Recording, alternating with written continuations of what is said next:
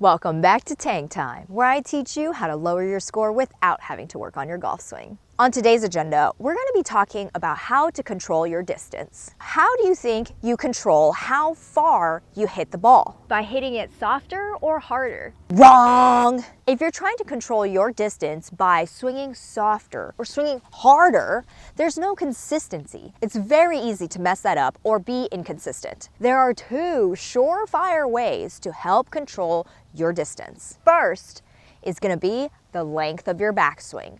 The further you take it back, the bigger your arc will be and the further you shall hit the ball. The second way to control your distance is where you grip it on the golf club. For every 1 inch you choke up, you're losing about 5 yards. I usually have 3 different positions I grip my hands on the club. The full swing, which is going to be at the very butt of the club, about 2 inches down, which is my choked up shot, and then at the metal. That means your right hand is virtually touching the metal of your shaft. These 3 different grip positions are going to allow you to adjust your distance without changing the loft of your club. You can hit a 9-iron with the same loft, but you're essentially shortening the club. When you shorten the club, your swing arc is getting smaller. Because your grip is only affecting it a little bit at a time, it's going to allow you smaller increments of distance, which is going to allow you much more control and feel over how far you hit it. I wish there was a secret shortcut to being on point with your numbers, but unfortunately, there isn't. There's only practice and repetition. But here's a drill that's going to help you focus your practice so you can learn exactly how far you hit the ball every time. I want you to think of your body in a clock. Your feet are 6 o'clock, and up here is 12 o'clock. You're gonna take a swing to 7 o'clock, 9 o'clock, and 11 o'clock. We're gonna call 11 o'clock your full swing. 9 o'clock is gonna be your 3/4 swing. And 7 o'clock is gonna be your half swing. The bigger and longer your backswing, the further, in theory, you shall hit it. So if you're going for a full 100% distance for that club, you're going to take a very full, very big turn and hit through the golf ball. Not only are you going to swing 7, 9, and 11, you're going to hold the club at the butt, you're going to hold the club 2 inches down, and you're going to hold the club at the metal. So you're going to have 3 different grips and 3 different backswings to help you dial in your numbers. You're gonna do this drill for every club in your golf bag. Maybe not your driver or your woods. You're gonna do this with every iron in your golf bag. So I've got a 9-iron in my hands and I'm gonna run through this drill. I'm gonna grip it at the metal and I'm gonna swing a 3/4, 7 o'clock, a half swing, 9 o'clock, and a full swing, 11 o'clock. And I'll see the disparity of my golf shots and I'll make a note of what the distance is. At the metal, half swing.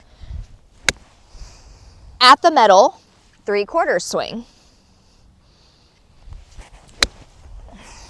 At the metal, full swing. I'd say it's about a 20-yard difference between those 3 shots. Now, I'm gonna do the same thing again, but I'm gonna grip it halfway. So now I've got my choke down grip. We're gonna hit a half shot, 7 o'clock.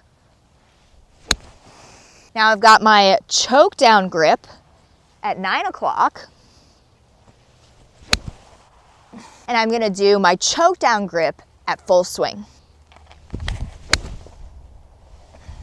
Like this video if you want to become a great wedge player. You're going to do that drill, all 3 different grip positions and all 3 backswing positions with every iron in your bag. Doing this drill is really going to teach you control over your swing and your distance. Plus, I think it's a super fun way to practice, especially if you're able to do this on a late afternoon on the golf course and you can visually see where every ball is landing. This is an awesome way to dial in your distances and learn exactly how to control the distance of your golf ball. Something that all pros are really good at is knowing how to hit the number. If a pro needs to hit it 118 yards, they can get pretty close to hitting it 118 yards.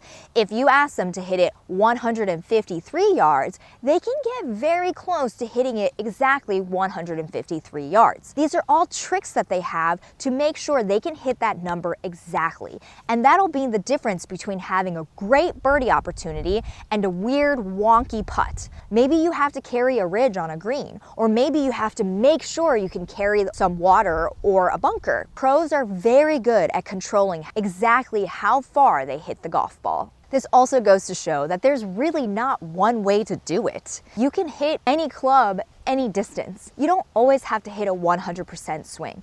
And just because you hit your 8-iron 145 yards doesn't mean that you can't hit your 5-iron that same distance when the wind is gusting straight into your face. You need to have all these shots in your bags because you play golf in such imperfect conditions every day. It could be windy, it could be rainy, it could be dead calm, it can be super humid, it can be super dry. You can be high in elevation or right at sea level. There's so many things that can affect your distance. If you know how to play your game, none of these variables should matter. So please like, subscribe, and stay tuned for my next episode.